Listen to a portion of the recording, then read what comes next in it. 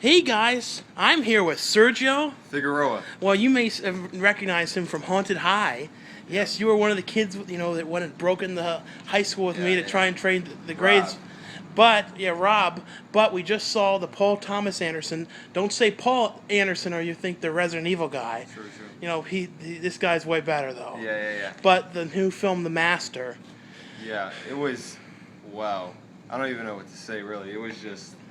I mean, it really is like a character piece on, No doubt. mental illness and No doubt. addiction to alcohol. And when Joaquin Phoenix's character was like making these alcohol things, which with like chemicals and photochemical, you really like never get to you don't what's really in know. it. Yeah, you don't really know what it is exactly. Yeah. But Philip it's these Seymour crazy Hoffman's things. character calls it, was it the potion? Yeah. Yeah, that's all they call it by, potion. But it starts though with Joaquin Phoenix on the beach, and it's got a kind of funny opening. What's going on? I don't want to ruin exactly what he does, but it's kind of has some elements in the movie that are comical, but at the same time sad. Yeah. Because there's something really wrong with his character. There were things that, like, you kind of felt uncomfortable laughing at, but the way Yeah. he did it was like, this is serious, but I don't know. There was something offbeat about the whole I know, thing. but he's like on the boat and he's like in the Navy. The beginning Yeah. he's on a beach and then he's like in the Navy.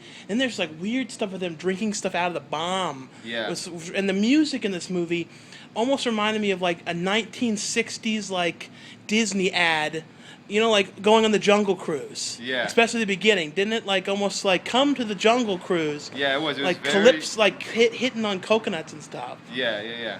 It was a weird entrance into the movie, because you're right, it caught him, in the beach, and then it sort of like showed him as an alcoholic. Yeah. Like it showed it, like, I don't know, and then from there, he finds, It's the all master. the things that because like he's the job that he has and how he can't, because the movie kind of jumps around in time. Yeah. So it's like one different area, and then you don't exactly know when things take place, but eventually he goes onto this ship.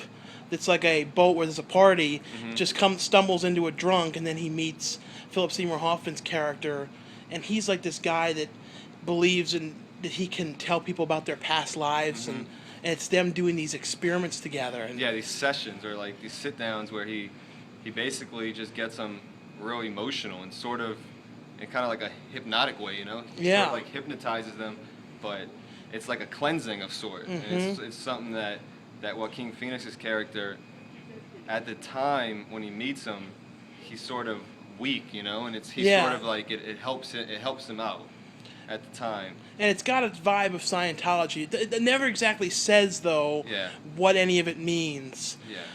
But like the whole thing really is just studying Joaquin Phoenix's character, who's going through these sessions and his own kind of alcohol problems and things from his past that are coming up. And I think, though, for Academy Awards, I think he's probably going to win. Yeah, just because get nominated. At least he's going to be nominated. Yeah. And I think Philip Seymour Hoffman will be up. Yeah, he usually gets some love.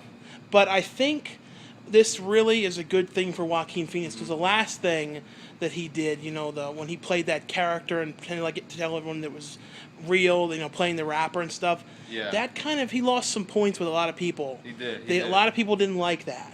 I agree, but I think fans of Walk the Line, Quills, stuff, Gladiator, yeah. Even Signs, like fans of his will be, they'll like his performance. I think this was what was probably his best performance. Yeah.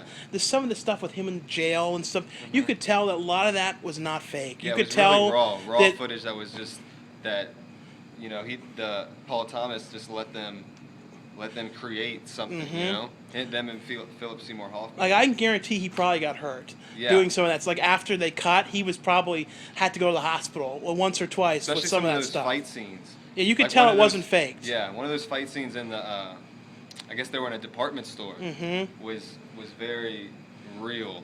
I love that stuff in the department store too. Yeah. That was a great segment with him as the photographer. Yeah. And the pictures that he was taking were great, like real 50s. Yeah, it set the setting for the movie. The picture phase that they went through. But I think there's some people that may, I guess, be a little turned off by the movie just because it's very, very slow, and you really have to pay attention. It's not one of those kind of movies where a lot happens. It's very much like There Will Be Blood. There Will Be Blood has very slow build-ups. It follows one character from one point in his life to another point in his life, but it doesn't do it in a way where it's very, exciting. No. It's slow-paced. It's slow-paced, but there's still,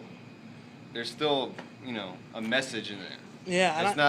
It's not a movie where, it's going to blow you over the top excitement. No, it's not that kind of thing. But I think There Will Be Blood was kind of the same, but this is a little bit slower, you know what I mean? But this is, like we said, more of a character thing about him, and he really is the main subject of this whole thing. But I think, out of stars, I guess out of 10 stars people like, what would you say? Movie-wise, I would definitely give it a must-see. Yeah. For movie watchers. I think it's visually it's a beautiful movie. The music was great, acting was on point, but it's a love or hate movie, Yeah, I don't think it's for everybody, no, I don't. But I mean, I would give it near, 7, 8. I mean, up there, closer towards 10. And for acting, perfect. Like, it was perfect. Like, if you want to see a movie for perfect acting, this is an example when people really, everyone's perfect in the roles. But I would definitely say this is something people should see.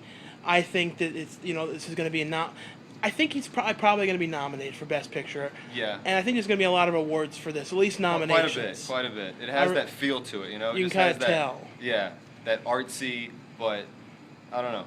I think it's gonna do well come award season. But I can understand if people don't like it. I can see people General really audiences. just if you don't like this kind of thing, you won't love it. Especially you won't love it if you don't like Joaquin Phoenix, because it's his go. It's his movie. Totally it's his show. And if you don't like his prior work, I wouldn't recommend it. But if you do, I would, and it's quite a view. So I definitely say check this one out. Yeah, definitely check this one out. Yeah. And are you on YouTube or anything? If people want to find you on YouTube? I'm not on YouTube, but I am on Twitter. You can find me on Twitter right now, just at my name, and instead of the O in my last name, you can use a 0. So Sergio Figueroa. Okay, I'll put that underneath so you can follow Sergio on Twitter. So you can follow me on Twitter, man. We'll see you guys later. Yeah, see ya. Bye.